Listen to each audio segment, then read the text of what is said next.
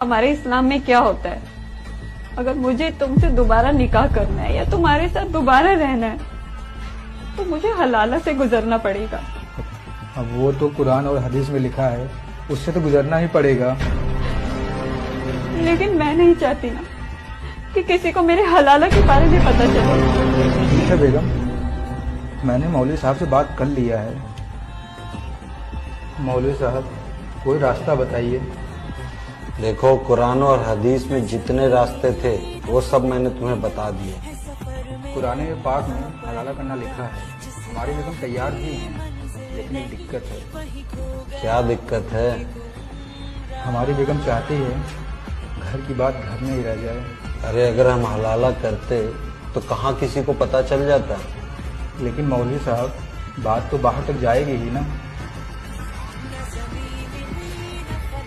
तुम्हारा कोई छोटा भाई है? नहीं। बड़ा भाई होगा? नहीं। अब्बू तो होंगे। मौलवी साहब आप कैसी बातें कर रहे हैं? वो हमारे अब्बू हैं, हमारी बेगम को तो अब्बू लगेंगे ना। लगता है तुमने कुरान ठीक से पढ़ा नहीं है। जो माँ के छाती का दूध पीते हैं ना, वही भाई बहन होते हैं, वही रिश्ते पाक होते हैं।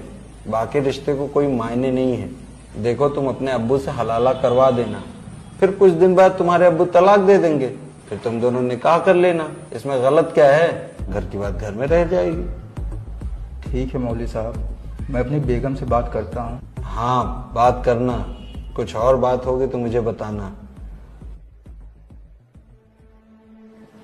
अब्बू, मैं तुम्हारा अब्बू नहीं हूँ, तुम्हारा शौहर हूँ। हम दोनों का निकाह हुआ है।